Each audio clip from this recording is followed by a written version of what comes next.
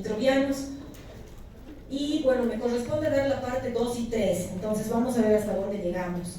Específicamente, ¿qué es lo que han visto en Antimicrobianos 1? ¿Ya? ¿Conceptos? ¿Han visto clasificación de los antimicrobianos? ¿Han visto familias?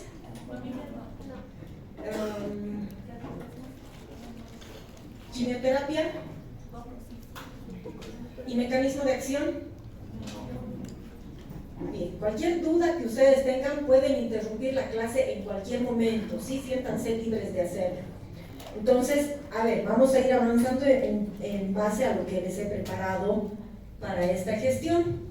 Vamos a hablar específicamente de lo que son mecanismos de acción de los antimicrobianos y el tema como tal en farmacología ustedes lo llevan en tercer año, pero antimicrobianos es un mundo tan grande que en una clase creo que no es suficiente como para que en farmacología puedan adoptar el tema como tal. Es por eso que en la cátedra hemos decidido ampliar tanto la parte de los antimicrobianos.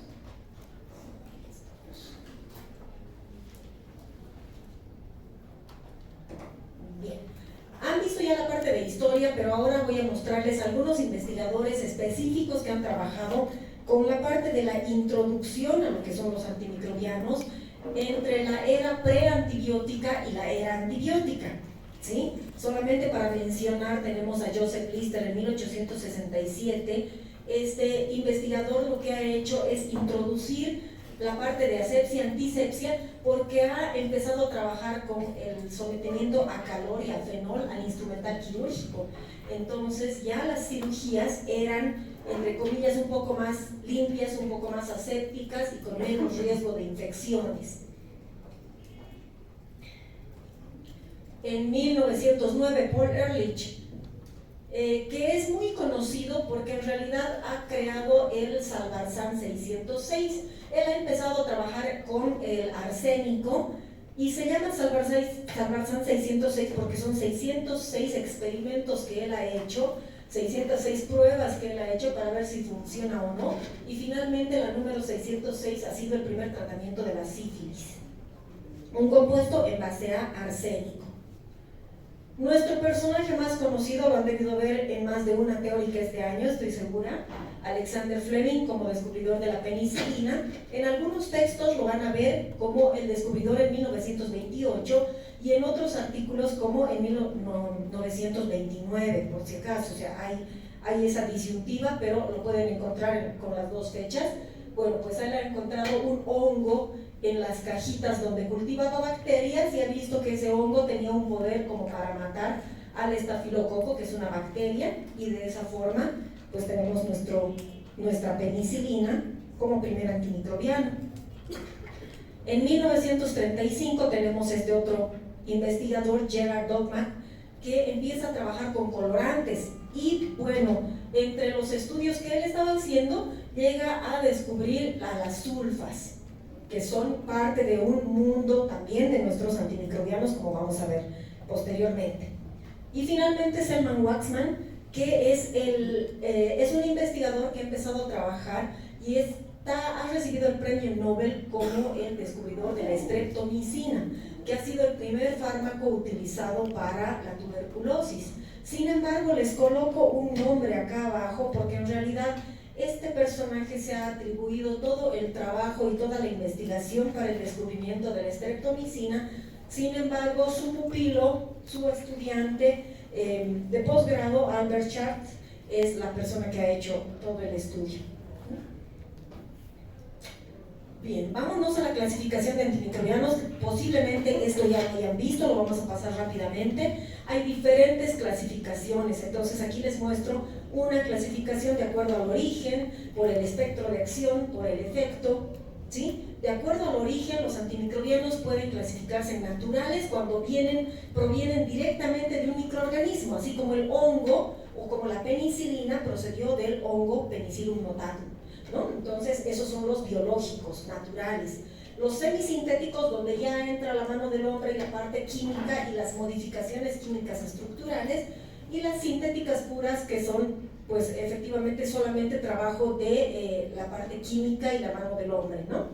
De acuerdo al espectro de acción significa hasta dónde va a llegar nuestro antibiótico, cuál es su llegada, ¿sí? No todos los antibióticos tienen el mismo espectro de acción, sino podríamos utilizar el que más nos convenga de la A a la Z el rato que nosotros queramos, pero no es así. Tenemos antimicrobianos de espectro reducido. Reducido significa que abarca a un grupo muy pequeño de bacterias. Entonces, ustedes ya han visto pared bacteriana, entonces, si yo les hablo de bacterias gram positivas, ya saben que estamos hablando de un grupo reducido de bacterias, y estos antimicrobianos de espectro reducido, por ejemplo, solamente van a atacar a las gram positivas, ¿sí? Las de espectro intermedio ya tendrán un poquito más de alcance a las gram negativas, y las de amplio espectro, por ejemplo, nos abarcarán a Mycobacterium tuberculosis, a bacterias anaerobias, a bacterias sin pared, por ejemplo, ¿sí? Entonces esa es otra clasificación de los antimicrobianos. De acuerdo al efecto, se pueden clasificar en bacteriostáticos y bactericidas. Creo que eso también han debido verlo en la parte de conceptos, ¿no es cierto? Entonces saben que un bacteriostático es el que inhibe el crecimiento, o sea, lo detiene. Es un fármaco que paraliza el efecto multiplicador de la bacteria. Pero si nosotros utilizamos una dosis baja, suspendemos el antibiótico, creemos que ya estamos bien y lo dejamos, entonces, y si es un fármaco bacteriostático, pues otra vez la bacteria va a empezar a multiplicarse. Y si es bactericida, pues bactericida significa que mata a la bacteria directamente. No por eso vamos a utilizar una dosis ínfima, una dosis inferior, pero es un antibiótico, es un compuesto que ya tiene la capacidad de matar a la bacteria.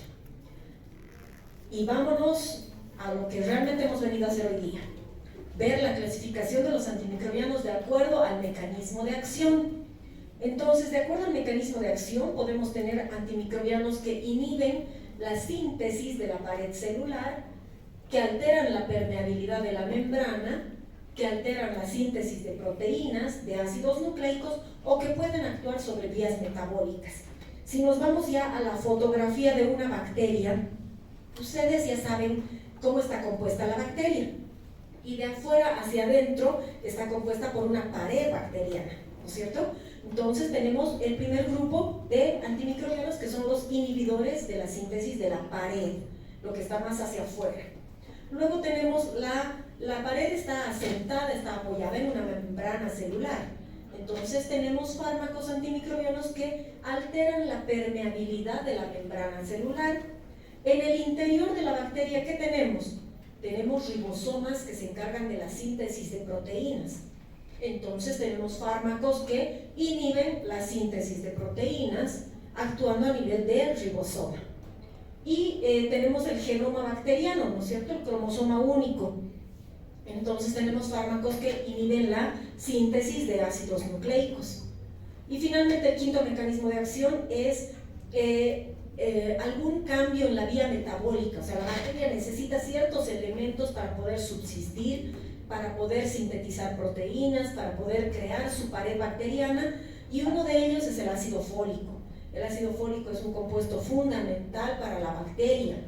Entonces, tenemos antimicrobianos que están intentando alterar esta vía metabólica y de esta manera evitar que la bacteria siga subsistiendo y siga multiplicándose. Vamos a ver a cada uno de estos grupos ahora, empezando de afuera hacia adentro. Y nuevamente vemos que de afuera hacia adentro tenemos lo primero, la pared bacteriana. Este componente es propio de la célula procariota, o sea, nuestra célula eucariota no tiene pared bacteriana, y los fármacos que actúan inhibiendo la síntesis de pared bacteriana son los más seguros para nosotros, porque como nuestra célula no tiene pared, no nos va a afectar, ¿sí? Pero a la bacteria sí, definitivamente. Entonces, en la estructura de la pared bacteriana gram positiva y gram negativa tenemos un componente muy importante, que en las gram positivas se encuentra en grandes cantidades y en las gram negativas en cantidades muy pequeñas. ¿Cómo se llama este componente?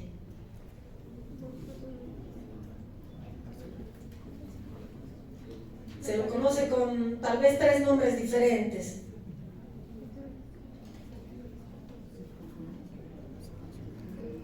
Más fuerte, más fuerte.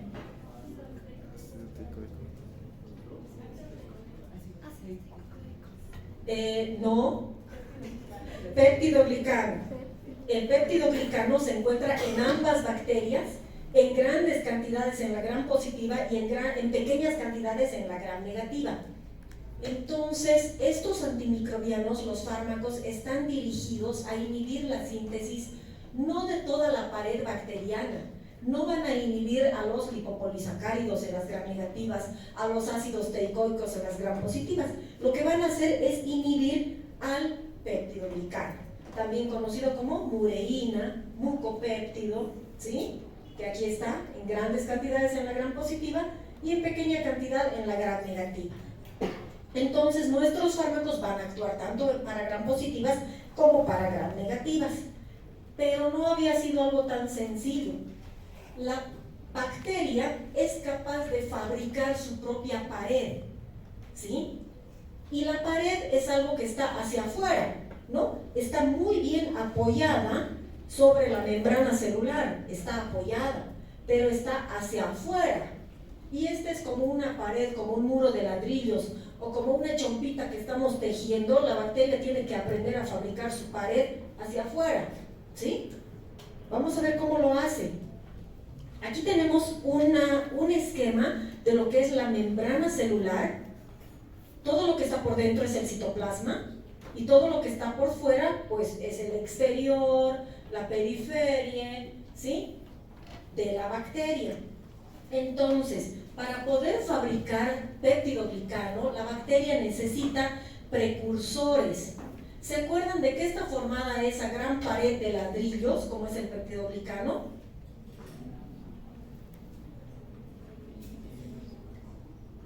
Vamos a verlos uno por uno ahora. Este es entonces el citoplasma, donde la bacteria tiene que tener precursores, tiene que tener el material, ¿sí? el material base, como para poder atravesar la membrana celular y empezar a tejer hacia afuera todo lo que va a ser el peptidoglicano. Y estos son nuestros antimicrobianos que van a actuar a nivel de la síntesis, o sea, inhibiendo la síntesis del peptidoglicano. También los vamos a ver en detalle, pero les menciono que es la fosfomicina, la cicloserina, bacitracina, los glucopéptidos, que ya es un grupo, es una familia de antimicrobianos, y los beta-lactámicos, que tal vez es la familia más grande de antimicrobianos, ¿no?, que existe. Entonces, si tenemos que tener precursores, estos precursores tienen que atravesar la membrana para poder empezar a tejer hacia afuera. Este peptidoglicano tiene que sintetizarse en 3 fases diferentes. Una fase citoplasmática, una fase de membrana y una fase externa o fase exterior o fase parietal, que es la parte ya de afuera de la membrana celular. Entonces, en esta primera, que es la fase citoplasmática, trabaja la fosfomicina y la cicloserina. En la fase de membrana, la bacitracina. Y en la fase parietal, los glucopéptidos y los beta-lactámicos. Empezaremos con la primera, que es la fase citoplasmática. ¿Qué es lo que está sucediendo dentro de la bacteria para que ésta pueda fabricar su peptidoglicano? Ahora sí, recuerden un poquito cómo está formado el peptidoglicano por el famoso componente NAMNAC pentapéptido, ¿no? N-acetilglucosamina, N-acetilmurámico, pentapéptido. ¿Cómo se forman?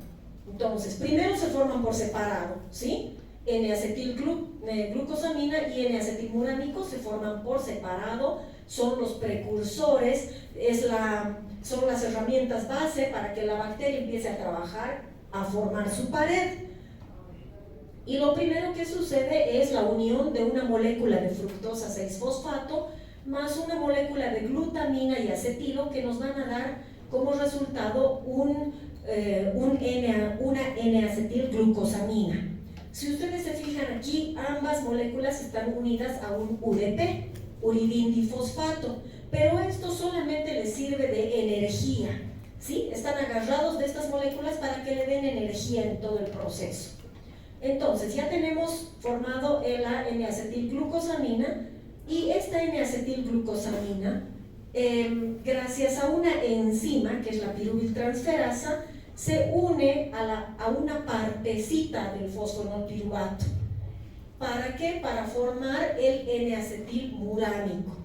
Estamos desglosando al mínimo detalle cuál es la formación de estos componentes, si ustedes se fijan. Entonces hemos llegado hasta aquí, ya tenemos cómo se forma la N-acetilglucosamina y N-acetilmurámico gracias a la glucosamina. ¿Qué es lo que hace la fosfomicina, que era un antimicrobiano que les mencionaba que trabaja en esta fase? Lo que hace es bloquear la enzima piruviltransferasa y por lo tanto no hay formación de la molécula N-acetilmurámico, ¿sí? Entonces es una fase inicial donde ya está trabajando la fosfomicina. Este antimicrobiano no lo tenemos en el medio, pero nuestros países vecinos sí trabajan muy de cerca con la fosfomicina para infecciones urinarias. ¿Y qué hace la cicloserina? Antes de la cicloserina. Tenemos a las moléculas N-acetilglucosamina y N-acetilmurámico. ¿Dónde van a estar unidos los 5 péptidos? Porque es NAMNAC pentapéptido, ¿no? El pentapéptido, o sea, los 5 péptidos están unidos a la molécula de N-acetilmurámico. Y estos son los péptidos, que son 5. Característicamente, los últimos 2 son una formación de deala-deala, que es dealanina, que tienen una función específica, ¿ya?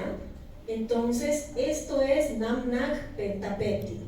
¿Qué es lo que hace la cicloserina? La cicloserina inhibe la formación de esto último, inhibe la formación de los últimos 2 péptidos que son deala-deala. Vamos a verlo tal vez más de cerca. Entonces, ¿qué hace la fosfomicina? Evita que la N-acetilglucosamina se transforme en N-acetilmurámico. ¿Y qué es lo que hace la cicloserina? La cicloserina inhibe a estas 2 enzimas. La racemasa, ¿qué hace la racemasa? Transforma la L-alanina en D-alanina, ¿sí? Levógiro, dextrógiro. La inhibe. ¿Y qué es lo que hace la sintetasa?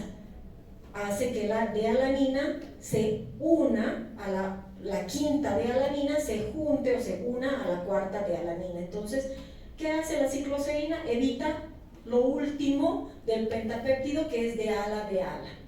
¿Sí? ¿Hasta aquí vamos bien? ¿O estoy hablando otro idioma? Casi. Por eso vamos lentito. Hemos terminado la primera fase. Ahora estamos en la fase de membrana. Ya tenemos nuestros precursores, que son NAM-NAC pentapéptido.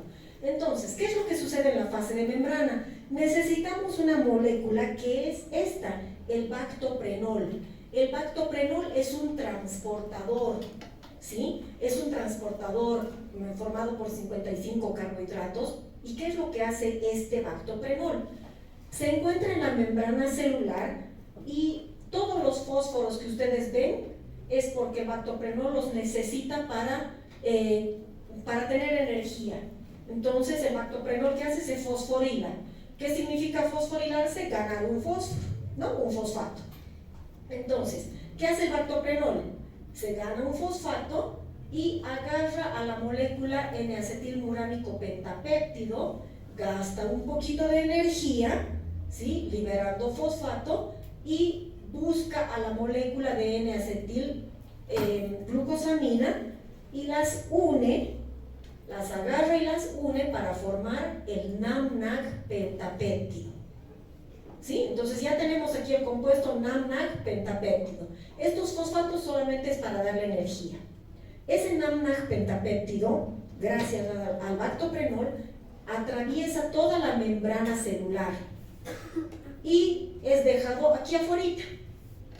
Entonces imagínense que es el primer punto que estamos tejiendo, o el primer ladrillito que le hemos puesto a este muro, ¿sí? Atraviesa la membrana celular y la deja en la parte externa.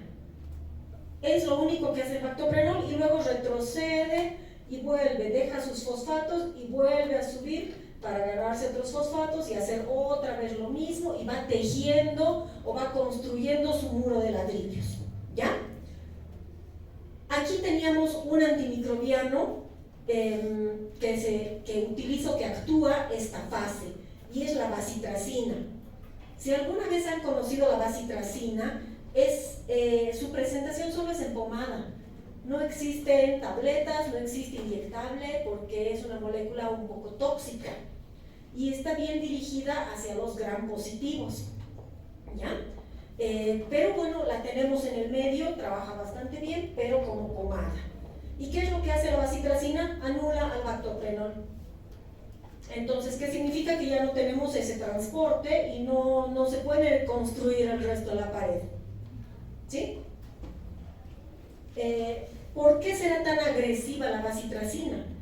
Todo lo que trabaje con membrana celular es agresivo también para nosotros, porque nosotros tenemos una membrana celular muy similar a la de las bacterias. Vámonos a la tercera fase, que es la fase parietal. Estamos ya en la parte de afuera, fíjense, nuestras moléculas han sido ahí abandonadas afuera, ¿no? NAMNAC pentapéptido, otro NAMNAC pentapéptido. ¿Qué es lo que sucede acá? Tiene que haber un elemento, una enzima que agarre un NAMNAC pentapéptido y lo pueda enlazar con otro NAMNAC pentapéptido, y eso es lo que sucede aquí, ¿sí? Se están uniendo. ¿Qué otra cosa tiene que suceder? Tienen que unirse un péptido, que generalmente es el tercer péptido de un pentapéptido, con el cuarto, ¿sí? Un tercero con un cuarto. Y con eso, ¿qué logramos? La formación de nuestro muro. O sea, estamos uniendo las moléculas. ¿Cuáles son las enzimas que hacen este trabajo? La transglucosilasa es la enzima que nos va a ayudar a unir NAMNAC pentapéptido con NAMNAC pentapéptido, ¿sí? Las transpeptidasas son las que nos van a ayudar a unir péptidos. Por eso se llaman transpeptidasas. Agarran un péptido con el otro. Y finalmente, aquí tenemos una última parte que nos estorba, ¿sí? Porque se une la tercera con la cuarta. ¿Qué es lo que hacen las carboxipeptidasas? Las carboxipeptidasas lo que hacen es quitar al último de alanina y botarlo, ¿sí? Estas tres, transglucosilasa, transpeptidasa y carboxipeptidasa, son conocidas como las PBPs. ¿Qué son las PBPs? Proteínas de unión a la penicilina, ¿sí? Entonces, estas proteínas de unión a la penicilina, bueno, toman el nombre porque precisamente han sido descubiertas mientras se estaba estudiando la penicilina, mientras se la descubría. En los gram positivos se encuentran afuera, en la pared, y en los gram negativos se encuentran almacenadas en el espacio periplástico. Y hasta aquí ya tenemos la formación. Si ustedes se fijan, esto es lo que sucede. Tenemos nuestro grupito de NAMNAC pentapéptido y se van entrelazando, ¿no es cierto? Las transglucosilasas hacen esta parte, las transpeptidasas hacen esta parte, y la carboxipeptidasa se encarga de la unión y la eliminación del último de ala. Y así se va tejiendo nuestro peptidoglicano. Aquí en esta parte teníamos dos familias de antimicrobianos muy importantes que nos van a inhibir específicamente esta fase de la síntesis de peptidoglicano. Aquí vamos a saltar. Bien. Una eran los glucopéptidos. Los glucopéptidos son una familia de antimicrobianos donde se encuentra la vancomicina y la teicoplanina. Estos glucopéptidos son unas moléculas bien grandes, fíjense, son muy grandes, tan grandes que no pueden atravesar la membrana celular y por lo tanto no pueden llegar hasta un gram negativo, porque el gram negativo tiene membrana externa y membrana interna. Entonces, estos antimicrobianos solamente van dirigidos hacia gram positivos, ¿sí? Entonces, son moléculas grandes que lo que hacen es agarrarse fuertemente del de ala final y evitan esta última parte que es necesaria, ¿no? La eliminación del quinto de ala. Entonces, no puede realizarse esta eliminación del quinto de ala por esta molécula que está agarrando y uniendo a esta unión de ala de ala. Eso es lo que hacen los glucopéptidos. ¿Hasta aquí comprendido? Bien. Nos vamos al grupo más grande de antimicrobianos, como son los betalactámicos. Los betalactámicos, bueno, se caracterizan por tener el anillo betalactámico, y aquí están 4 grandes familias o subfamilias, en todo caso, de antimicrobianos, donde están las penicilinas, cefalosporinas, carbapenemes y monobactanes. Entonces, todavía tenemos gran grupo de antimicrobianos dentro de esta familia de los betalactámicos. ¿Qué es lo que hacen los betalactámicos? Lo que hacen es inhibir la transpeptidación. ¿Y qué era la transpeptidación? La unión del tercero con el cuarto, ¿no? Péptido. Tercero con el cuarto, tercero con el cuarto. Entonces, eso es lo que hacen los betalactámicos en general. Y lo que van a hacer es inhibir a las PBPs, ¿no? A las proteínas fijadoras de la penicilina. Entonces, ¿qué es lo que hace un betalactámico? Compite, el fármaco compite con el pentapéptido por unirse a las PBPs y obviamente le gana. Entonces se une a las PBPs y desorganiza la formación del NAC pentapéptido. Pero si nos quedáramos ahí, los betalactámicos serían bacteriostáticos. Hay otra cosa más importante. Hay una activación de autolisinas. Cuando el betalactámico se une a las PBPs, se activan autolisinas. Su nombre lo dice, autolisinas es para autodestruirse. Entonces, en la bacteria se activan estas autolisinas y la bacteria se muere, ¿sí? Se desorganiza y se muere. Estos son fármacos bactericidas. Y en realidad todos los que trabajan a nivel de la inhibición de la síntesis de peptidoglicano son fármacos bactericidas, ¿ya? Entonces aquí es la unión a las PBPs y la activación de autolisinas. Eso es lo que hacen los betalactámicos. Seguimos hablando del mismo grupo. Para resumir, esto es lo que ya habíamos visto. ¿Y qué es lo que nos faltan? No, nos faltan los betalactámicos. La fosfomicina, les había mencionado, para infecciones urinarias se utiliza, la vacipracina solo en pomada. La cicloserina tiene muchos efectos adversos, entonces no es un fármaco de primera línea ni de segunda, tiene muchos efectos adversos. Los glucopéptidos son muy utilizados en los hospitales. Y los betalactámicos, ¿quién no ha recibido un betalactámico? Gracias a las farmacias creo que todos hemos recibido un betalactámico, ¿no? Ahí tenemos, bueno, la vancomicina y la teicoplanin, que son los glucopéptidos. Les decía que son moléculas bien grandes, entonces no pueden atravesar la membrana y no pueden llegar hacia los gram negativos.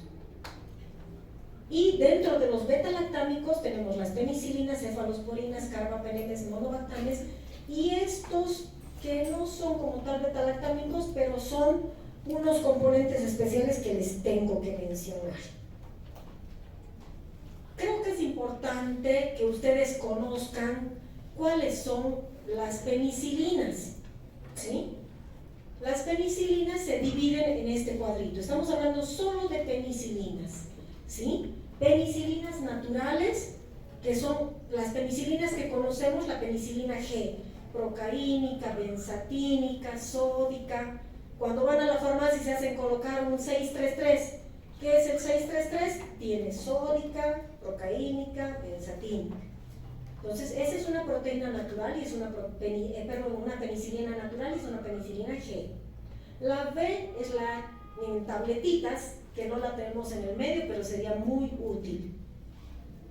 Y las otras son penicilinas semisintéticas. Ya saben cuál es la diferencia entre naturales y semisintéticas, ¿no? No se les va a preguntar, por si acaso, grupos ni familias de antimicrobianos. pero es importante que ustedes los conozcan ahora porque en prácticas los vamos a ver, ¿ya? Entonces, en las penicilinas tenemos las resistentes a la penicilinasa, tenemos la cloxacilina, la tenemos en nuestro medio, penicilinas de amplio espectro, quien no conoce la amoxicilina, ahí están. Tenemos algunos grupos de penicilinas que son más específicos, son más agresivos, incluso tienen llegada hacia Pseudomonas aeruginosa, como son las ureidopenicilinas. Las cefalosporinas, también para mencionar, tenemos de primera, segunda, tercera generación, teníamos y ahora ya tenemos hasta de cuarta y quinta generación. En el medio también, y para que ustedes sepan que existen en frascos y también en comprimidos. De gran uso, las cefalosporinas de primera generación, cefazolina por los cirujanos. De tercera generación en comprimidos tenemos la cefixima y tenemos otros que se administran en vena. Las de cuarta y quinta generación las tienen nuestros países vecinos de muy alto costo y se ha visto que tienen gran beneficio sobre bacterias resistentes. Entonces es importante conocerlas, saber que existen y bueno, en caso necesario se pueden hacer traer.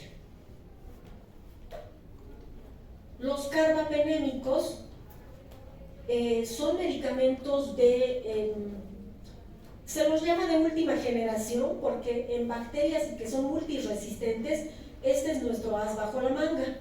Entonces, esto es lo que utilizamos cuando estamos especialmente frente a gram negativos que son multiresistentes, ¿sí? Y tenemos el imipenem, meropenem y ertapenem, los tres los tenemos en el medio, tienen gran alcance hacia diferentes bacterias aerobias y anaerobias. Los monobactámicos como el Aztreonam, entre que sale y entra de nuestro medio, no es muy utilizado. ¿Qué otra cosa es importante aquí? Creo que nada más en la parte del Aztreonam. Y tenemos algunas bacterias que, y lo van a ver en clases próximas, que son formadoras de mecanismos de resistencia. Y entre los mecanismos de resistencia tienen las betalactamasas. Betalactámico es el antimicrobiano, no se olviden nunca porque es un error muy frecuente en examen. Betalactámico es el antimicrobiano. Beta-lactamasa, todo lo que termina en asa, es una enzima y la beta-lactamasa rompe el antibiótico. ¿A quién le interesa romper el antibiótico? A la bacteria, porque así nos gana, ¿sí? Entonces hay bacterias que son productoras de beta-lactamasa, pero tenemos fármacos que son inhibidores de beta-lactamasa, ¿sí? El ácido clavulánico, sulbactam, tazobactam, avibactam, que son moléculas llamadas inhibidores de beta-lactamasa, pero que no actúan solos, no pueden administrarse solos, no pueden venderse solos, tienen que actuar en unión con un beta-lactámico, ¿sí? Y estos son los que conocemos en el medio. Estas son las uniones que existen en el medio y alguna vez seguramente ustedes han utilizado la amoxicilina IBL, que es nada más que amoxicilina más ácido clavulánico. ¿Por qué? Porque tenemos ahí la protección de algunas bacterias que sean resistentes a la amoxicilina, le unimos el ácido clavulánico que es un inhibidor y tenemos un fármaco de amplio espectro que nos ayuda para múltiples infecciones, ¿ya? En domicilio y en pacientes hospitalizados también. Entonces, estos son los existentes, ¿no? Esto es para su conocimiento. Como les digo, no nos vamos a meter ahí en la parte del examen, pero sí es importante que ustedes los conozcan, vayan conociendo estas moléculas, que no sea algo extraño cuando las lean por primera vez. ¿Está bien? Bien, sí nos alcanza. El segundo mecanismo de acción. Hasta aquí hemos terminado con todo lo que es inhibición de la síntesis de pared. No sé si tienen alguna pregunta.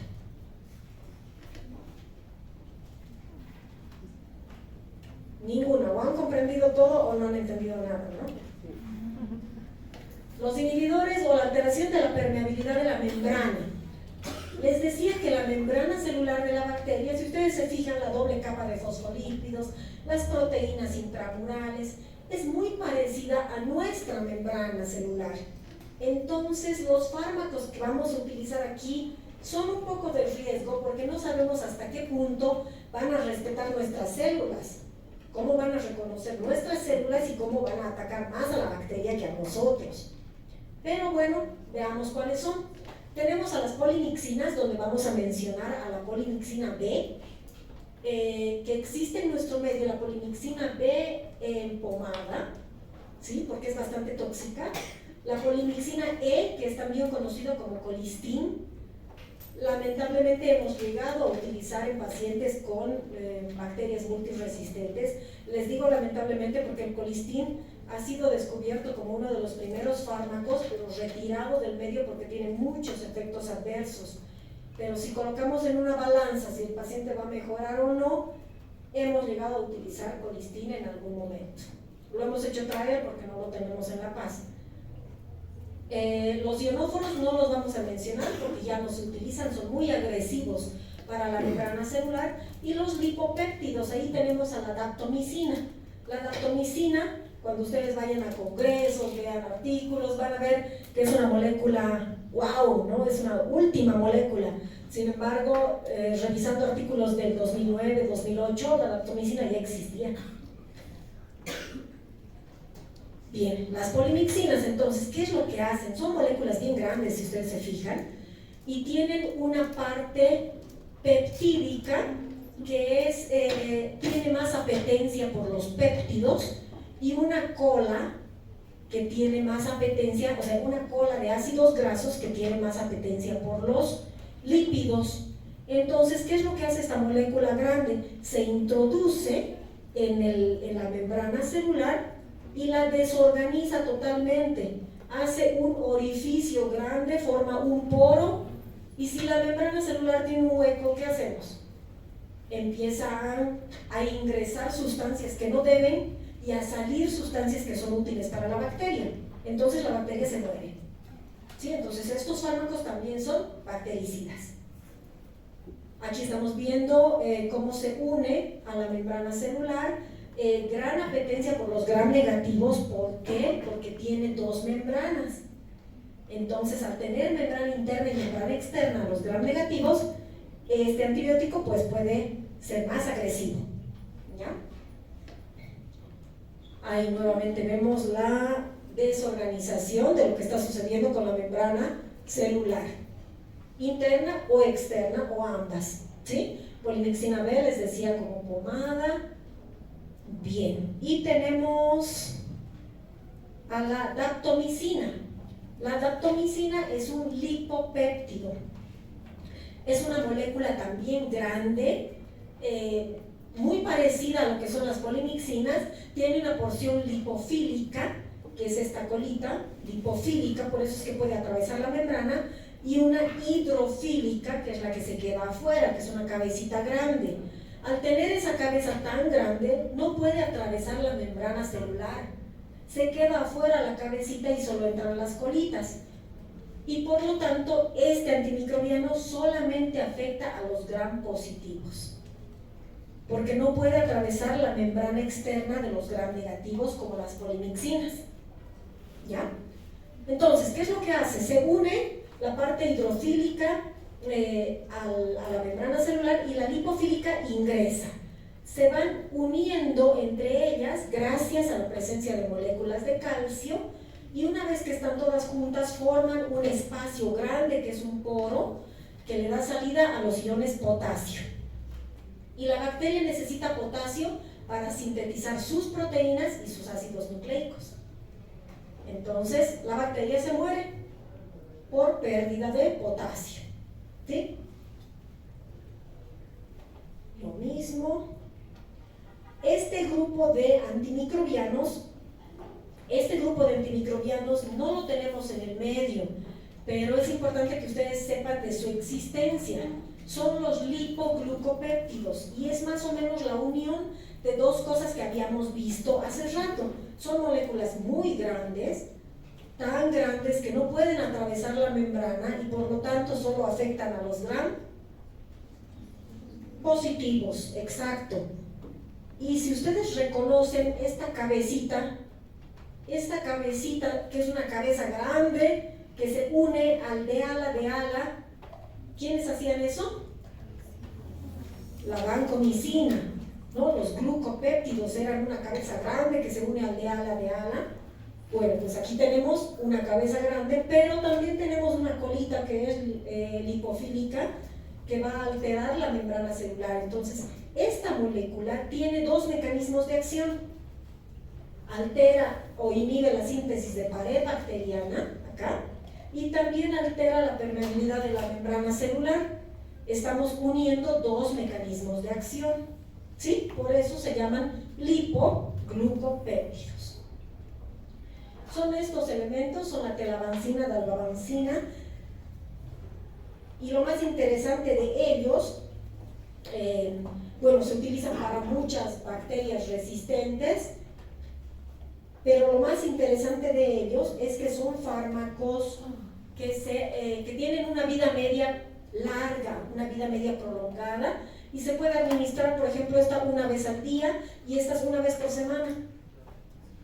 Entonces eso es lo interesante. Bastante costosos, no lo tenemos en el medio, pero bueno, existen, ¿no es cierto? Nuestro tercer mecanismo de acción es la inhibición de la síntesis de proteínas. Y aquí me quedo un momento antes de que sea hora, porque esta parte que es inhibición de síntesis de proteínas, inhibición de ácidos nucleicos y toda la parte importante de recomendaciones que yo tengo que hacerles en relación al uso de los antimicrobianos el día viernes, por motivos de fuerza mayor no voy a poder hacerlo. Entonces, yo les planteo la posibilidad de, por esta única vez, pasarles las diapositivas y les voy a dar las referencias bibliográficas de dónde van a estudiar todo lo que hasta ahora les he explicado, que es esta. Es el artículo de mecanismos de acción de los antimicrobianos de la revista de enfermedades infecciosas de microbiología clínica. Ustedes lo pueden buscar, está libre en Google, o también les puedo dejar el artículo en PDF, no hay ningún problema. Pero está en detalle la parte de la inhibición de síntesis, los mecanismos de acción de todos los antimicrobianos. ¿Qué es lo que no van a encontrar aquí? Lo que hemos desmenuzado en lo que es la síntesis de péptidoglicano, eso no está aquí, ¿sí? Y lo que podemos desmenuzar en la parte de síntesis de proteínas tampoco está aquí, el resto sí está. No sé si tienen alguna pregunta, sugerencia o similar.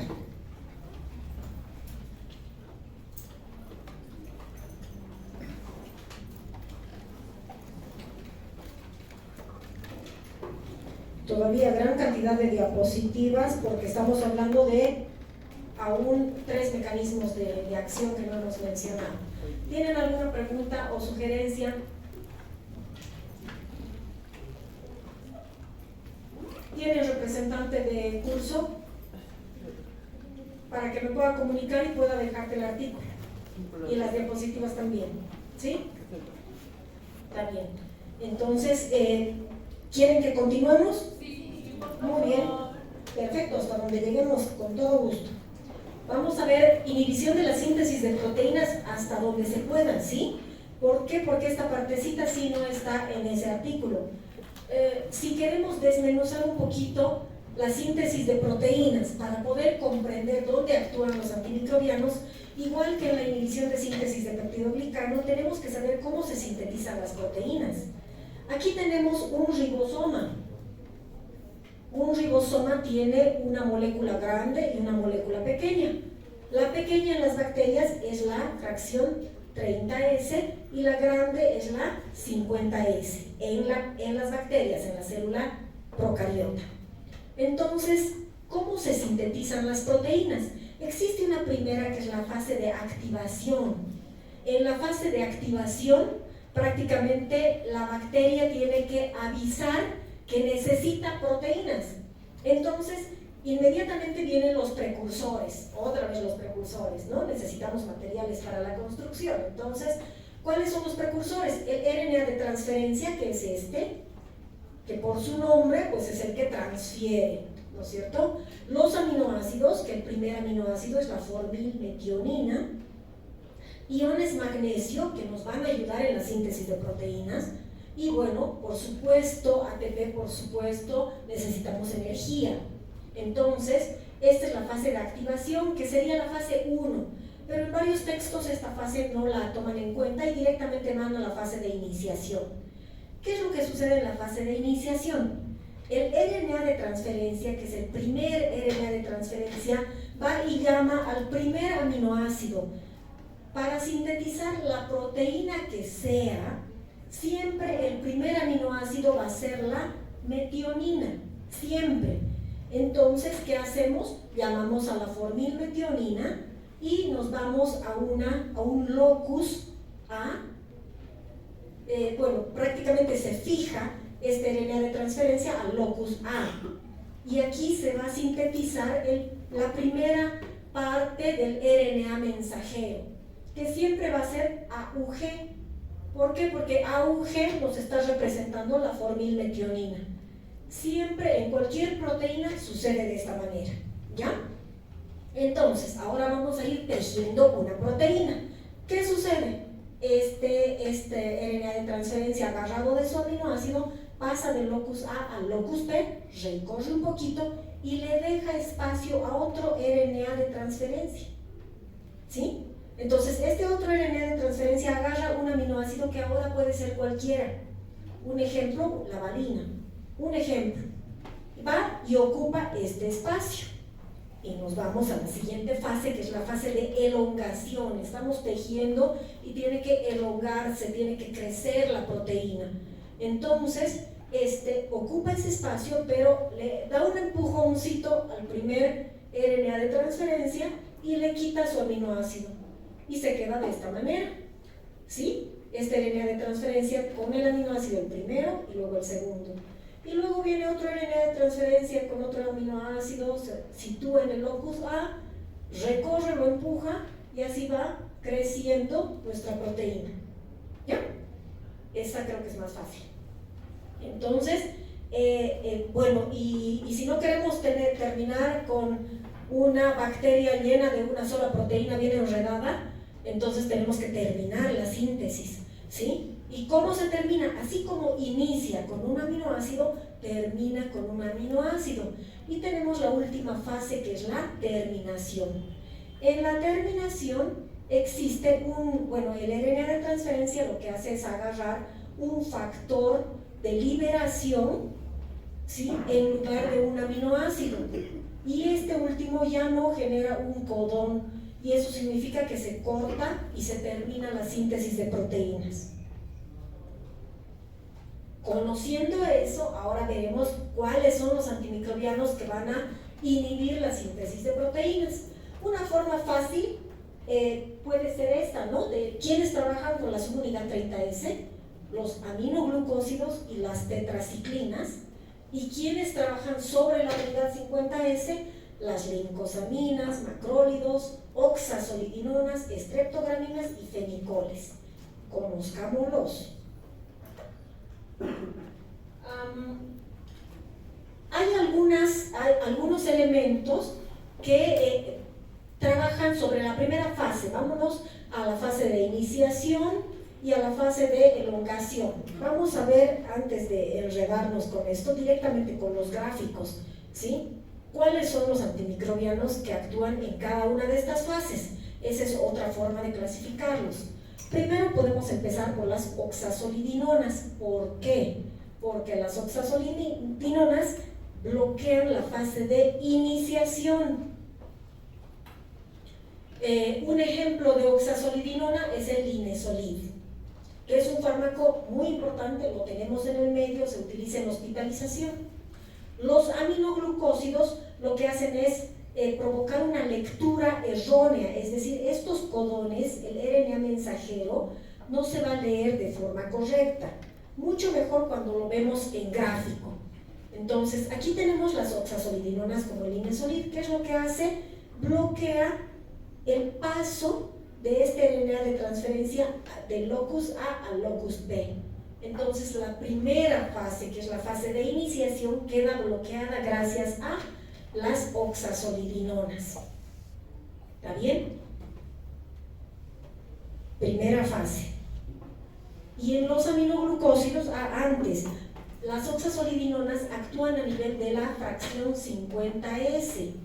¿Por qué la 50S? Porque esto se tiene que apoyar, o sea, si bien podemos separar a nuestro ribosoma, pero este RNA de transferencia tiene que estar apoyadito en la molécula grande, en la 50S. Entonces, como habíamos visto en la tabla de división, las oxasolidinonas actúan inhibiendo la fracción 50S del ribosoma.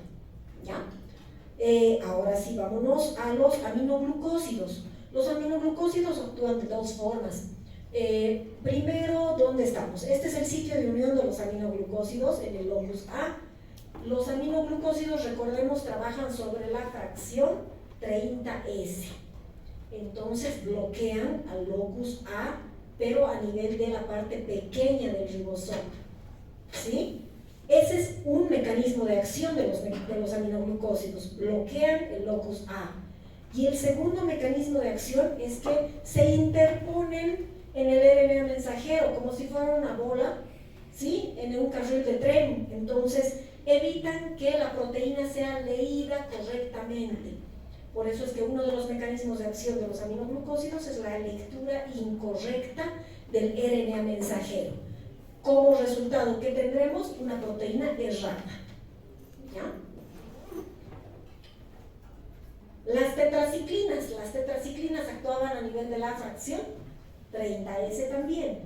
30S se van a acordar, solo aminoglucósidos y tetraciclinas. El resto, que son 5 grupos más, sobre las 50S. ¿Sí? Entonces, en las tetraciclinas, las tetraciclinas van a provocar, van a bloquear prácticamente al locus A, igual que los aminoglucósidos, pero no actúan de forma tan rápida. Por eso es que se dice que es la fase de elongación la que está fallada y no la primera fase, que es la fase de iniciación. ¿Sí? Entonces, fíjense, está ocupando todo el locus A y evita que el RNA de transferencia se pueda unir. Eso es lo que hacen las tetraciclinas. Aquí tenemos una molécula nueva, igual que el lipopéptido, nuestra daptomicina, y tenemos a la tigeciclina. Cuando vean propagandas de los laboratorios, pues ya tenemos la tigeciclina en nuestro medio, bastante costosa, pero existe desde hace muchos años atrás. Y la tigeciclina es un derivado de la tetraciclina. Si bien pertenece a otra familia, porque es una glicilciclina, es un derivado de la tetraciclina y tiene el mismo mecanismo de acción, el mismo que la tetraciclina. ¿Cuál es la diferencia? En todas las bacterias resistentes a la tetraciclina, esta actúa. ¿Sí?